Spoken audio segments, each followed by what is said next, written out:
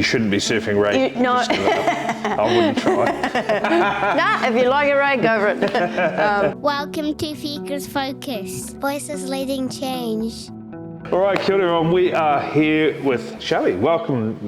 It's so cool you're in our little area where we are. We get all our coffees from you. You have the best cold drip coffee in here, and not that my kids know, but we also bought our kids' scooters from you guys, and it's such a cool shop. And we thought, let's get in and we like to meet local business owners. Lovely. I think it's really important. We love to plug them in to our community. You obviously have products that our kids would be using in their community and things. So it's really cool to come in and hang out at Switch Dance. Awesome. Thank you so much for having me. Yeah. This is so cool. I love the concept. Yeah, awesome. Mate, Shelley, why don't you tell us a little bit about, the business, why you're in this spot and how we got here? So I've been surfing, basically my whole life, 30-something years now, and it's just been a huge passion of mine. So to be able to pass that knowledge on is a key thing for me. I'm catering mainly for the surf side of things, like beginner intermediates, where they want that one-on-one advice. So I basically started off just operating at home in my garage, that kind of thing, and then grew a bit more, buy, sell one surfboard, buy two kind of thing. And then we just were out cycling one day and saw this premises pop up and thought, you know what, gonna take a chance. Yeah, good Take a on chance. you. So we've been here 3 years now. So you've just bootstrapped it yourself and gone through there. So where are you originally from? South Africa. So I was born in South Africa, in Durban, surfed there my whole life. My dad taught me to surf, and then came here in 2000. Yeah. Risky shit surfing in Durban, mate. Risky? You pick and choose where you surf and when you surf. Very risky. Yeah. But surfing is clearly a passion. So you also, I know we've had chats, you're involved with Surf NZ, or you? Correct, yes. yep. So talk to us about that. So it's, once again, being on the other side of the coin this time, obviously competing for so many years. So it's nice now doing the other side of the coin and actually doing the judging and the assisting with the comps and that kind of thing. Because, as a competitor, you pay your money, you turn up, you surf, and that's sometimes it. So now it's nice doing that side of thing with Surfing New Zealand, is setting up the venues, travelling to the venues, judging, plus learning and growing from there. Yeah, and obviously the inclusion into the Olympics was a big shunt in funding for surfing and in general. Obviously, as a, I don't know, what would you, is it a niche sport? No, I don't know if you say that because it's so popular. I think it's like one of those sports that the access is easy. Once you've got a board, that's it. Yep. You go and find a nation, and it is crazy. I've been taking my kids down to the skate park at points and things, and it's amazing the passion that you see in surfers and skateboarders for what is just almost a hobby for majority. It's just a massive passion. It's it's in the Olympics now, skating and surfing. I know. But so it's growing both the sports. But I was listening to a podcast the other day, and both those sports, generally in the whole world kind of thing, are actually new sports. Yes. Like if you in the Olympics, some of those sports go back hundreds and hundreds of years. Yes. Whereas we're new. Surfing's only new. Yeah. In the big picture of things. So it's really cool to see that next progress and that next step. Yes. And the little ones coming up, back in probably my dad's era, like the 50s, 60s, surfers were classed as beach bums, you didn't have a job, you sat at the beach and you just surfed, and whereas now you're a professional athlete.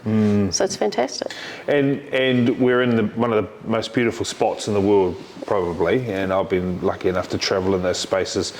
I lived in Te Ako, which is over by Raglan as well, and seeing the passion there, but in the surfing space.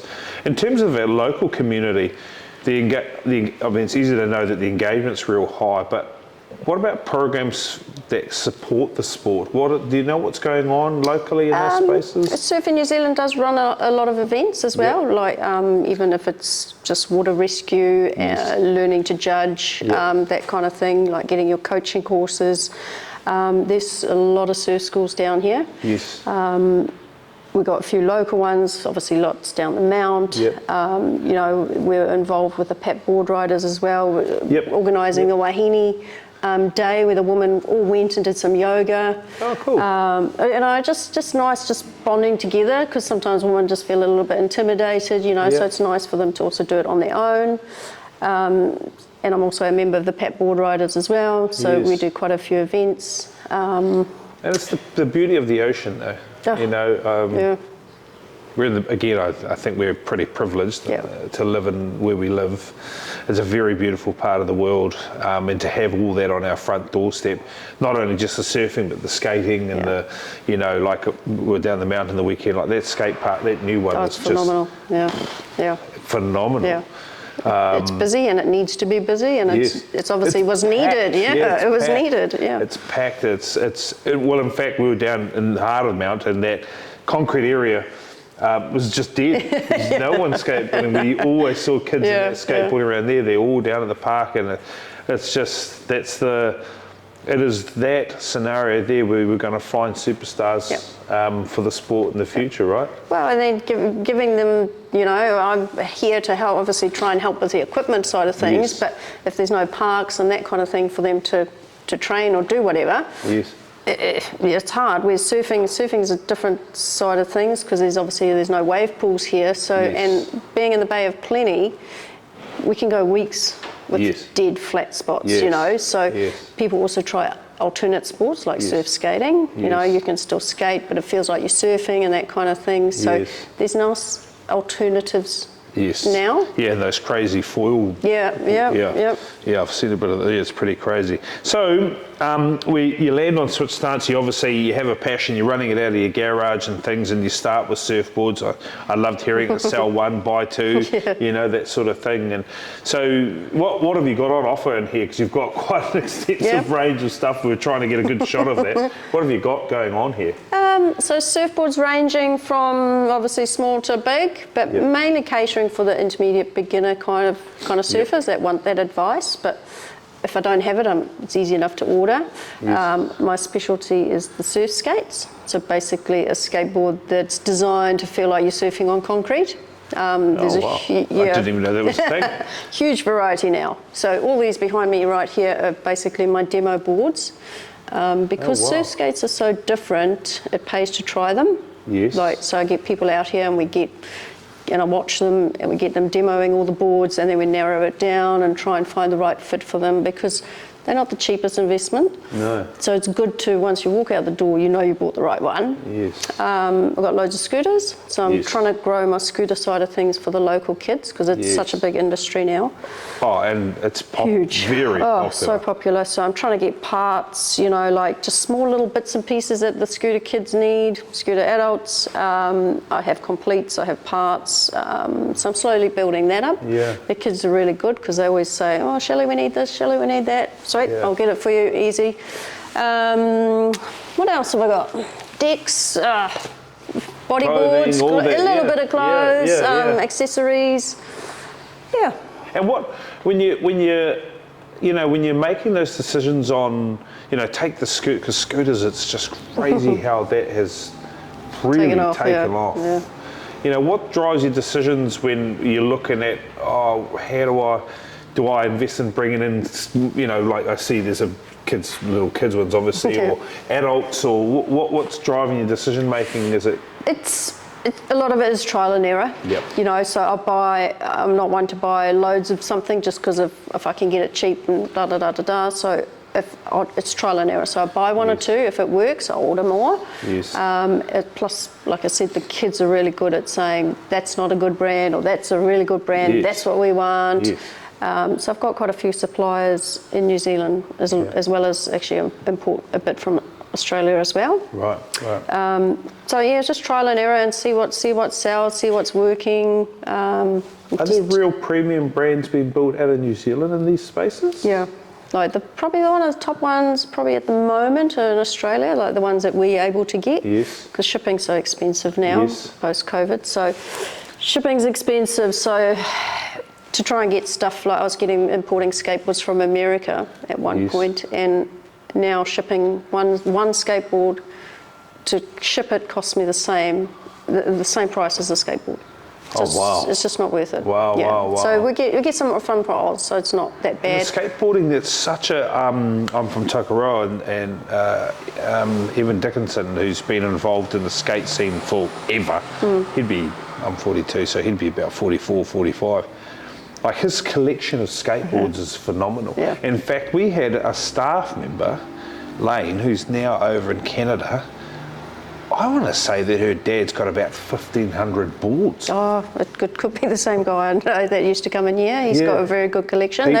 It's all the old like reissues boards, the original boards that came out from the 70s, 80s, that era onwards. He's got a phenomenal, Pete Smith is his name. Like, and Evan's the same. Like, he's got not that many, but he's got a huge volume of it, and it's for those. It's crazy how, because Evan was like that as a kid. And he's still the same. Yeah. He's still kind of in the same fashion, the same shoes, the same thing. And he's been a big driver in Toke for the different skate parks and venues for kids. So he's just so passionate about it. But access to that level of equipment has become expensive, but it has become easier from when we were kids ourselves. You know, you were relying on the warehouse to bring in some stuff. Yeah. When you're talking about something from Switch Stance versus, say, the Kmart or things, what is it that really drives? Obviously, it's higher quality. We know that, and I don't think it's worth just talking about price. There's obviously real value points to it. Yeah. What are we talking to for the layman's? It's getting those well-known brands. A lot of people have got that brand, like your mate, you know, growing up in that era, potentially he's got a certain brand that he first started skating, and he still skates that brand to this day. So a lot of it is to do with brands. Obviously influencers, you know, you get a lot of that Instagram influencers. Well, there is a guy, I'm just trying to think of his name, who's a skateboarder. I'm pretty sure he's only one of 3 or 4 that Nike have released 10 versions of his shoe. I read pretty extensively, but he's a skateboarder, and it's not. Who's the real famous guy?